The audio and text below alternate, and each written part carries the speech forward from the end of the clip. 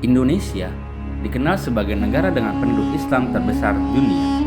Dakwah Islam yang mudah dipahami dan sesuai dengan fitrah manusia bisa mudah diterima oleh masyarakat.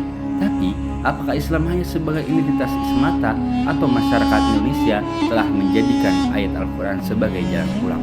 Adalah sebuah fakta bahwa intoleransi masih mewarnai kehidupan kita dalam bermasyarakat. Kaum minoritas belum menjadi kaum yang seharusnya kita prioritaskan. Betapa sulitnya mereka mau membangun rumah ibadah dengan legal.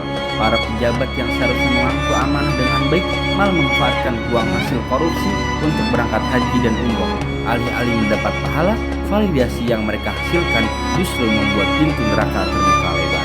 Yang jelas, Nabi Muhammad SAW sama sekali tidak bangga dengan banyaknya umat Islam, tapi tidak menjadikan Islam sebagai pedoman hidup.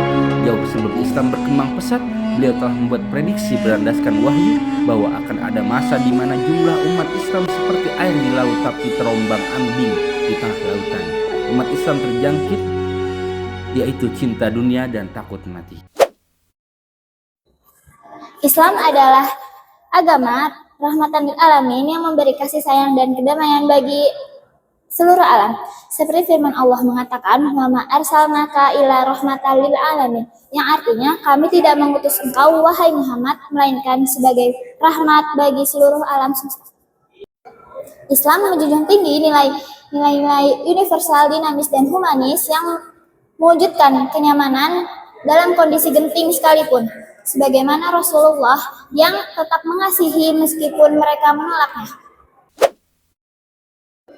Seringkali konflik terjadi bukan karena ketidakpahaman pada masalah yang sedang diperselisihkan, akan tetapi bisa terjadi karena adanya suatu kelompok tertentu yang ingin lebih mendominasi dari kelompok lainnya agar kelompok tersebut bisa lebih eksis dari yang lainnya.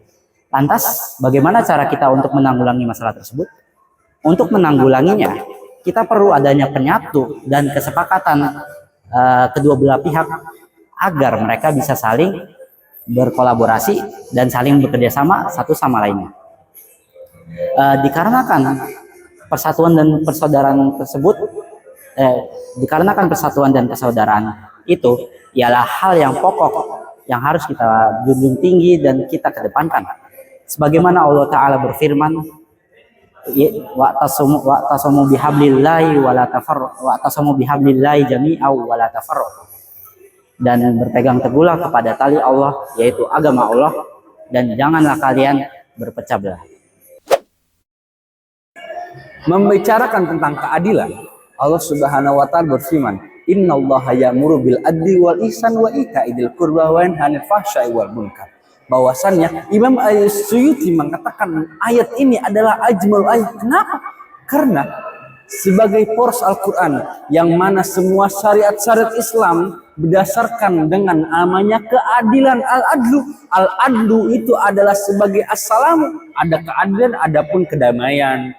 Yang mana kedamaian al-adil di sini bukan hanya aspek ekonomi, akan tapi ada aspek masyarakat, sosial maupun lingkungan, dan dapat toleransi yang mana Allah berfirman, la ikraha fiddin. Allah tidak memaksa hambanya untuk masuk dalam agama Islam, akan tapi Allah memerintahkan agar masuk dalam hati yang tenang. Karena umat manusia akan hamba dan manusia akan damai, akan sempurna, akan istimewa jika dia masuk ke dalam agama yang Allah sudah perintahkan, yaitu agama Islam, dan dia akan bahagia di dunia maupun di akhirat kelak. Jadi, jika kita ingin membahas hubungan antara muslim dengan non-muslim, tidak akan terlepas pembahasannya dengan dua hal, yaitu Piagam Madinah dan Perjanjian Hudaibiyah. Apa itu Piagam Madinah? Jadi, Piagam Madinah adalah sebuah kesepakatan bersama yang dilakukan oleh Rasulullah ketika beliau hijrah ke Madinah agar umat beragama di sana, baik muslim atau Yahudi atau umat beragama yang lain, itu membangun kesepakatan bersama untuk membangun kota Madinah dan melindungi kota tersebut dari serangan musuh. Sedangkan yang Perjanjian Hudaibiyah itu adalah sebuah perjanjian yang dilakukan Rasulullah ketika Hudaibiyah, yaitu suatu daerah di kota Mekah ketika beliau bersama umat muslim tidak bisa masuk ke sana karena suatu hal. Akhirnya beliau sepakat dengan muslim Quraisy, non muslim Quraisy untuk melaksanakan perjanjian Hudaybiyah, yaitu gencatan senjata selama 10 tahun. Meskipun secara substansi perjanjian tersebut merugikan umat muslim, akan tetapi Rasulullah lebih mematuhi perintah Allah untuk memenuhi perjanjian tersebut. Assalamualaikum warahmatullahi wabarakatuh. Pada kesempatan kali ini saya akan menyampaikan berita mengenai rumah singgah di Kecamatan Ciduha, Sukabumi yang diduga telah dijadikan tempat beribadah tanpa izin resmi. Warga setempat memprotes kegiatan keagamaan yang dilakukan di lokasi tersebut karena bangunan itu diketahui hanya terdaftar sebagai rumah tinggal atau rumah singgah. Situasi sempat memanas hingga aparat kepolisian dan pemerintah desa turun tangan untuk menjaga keamanan. Sementara itu, pihak pengelola membantah tuduhan tersebut dan menyatakan bahwa kegiatan yang dilakukan hanyalah doa bersama dan pembinaan keluarga. Padahal fakta di lapangan, rumah itu sempat dijadikan misa akbar. Rombongan misa sebanyak 23 mobil dan 1 bus melakukan ibadah di tempat itu tanpa mendapat izin dari masyarakat. Peristiwa ini menjadi perhatian masyarakat dan memunculkan diskusi mengenai pentingnya toleransi, komunikasi, dan kepatuhan terhadap aturan yang ada. Sekian yang saya dapat sampaikan. Wassalamualaikum warahmatullahi wabarakatuh. Jadi, solusi atas apa yang terjadi di Kecamatan Cidahu itu adalah bahwasannya semua agama, baik itu Islam, Kristen, Katolik, Buddha, ataupun yang lain, harus menyadari bahwasanya membangun rumah ibadah di suatu kawasan tertentu itu bukanlah sebuah kemungkaran. Bahkan dalam agama Islam pun disebutkan membangun rumah ibadah non-muslim.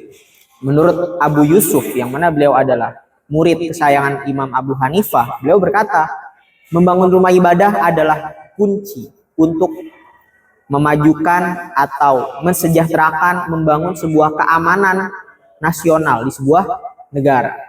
Begitu kata beliau.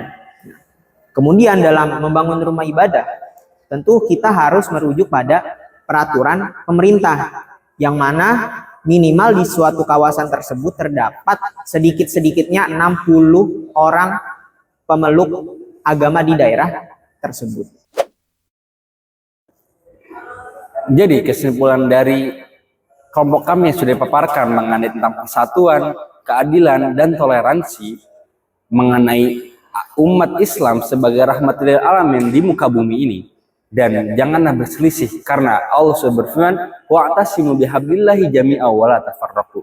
Dan intinya, janganlah sesekali kita sebagai hamba, sebagai manusia saling bertengkar karena akibat perbedaan agama. Justru itu, karena akibat perbedaan agama, kita harus menjadi satu, kuat. Karena prinsip Indonesia, bersatu kita teguh, bercerai kita runtuh.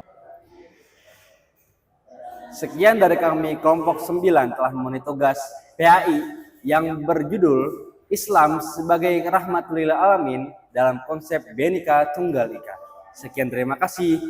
Wassalamualaikum warahmatullahi wabarakatuh.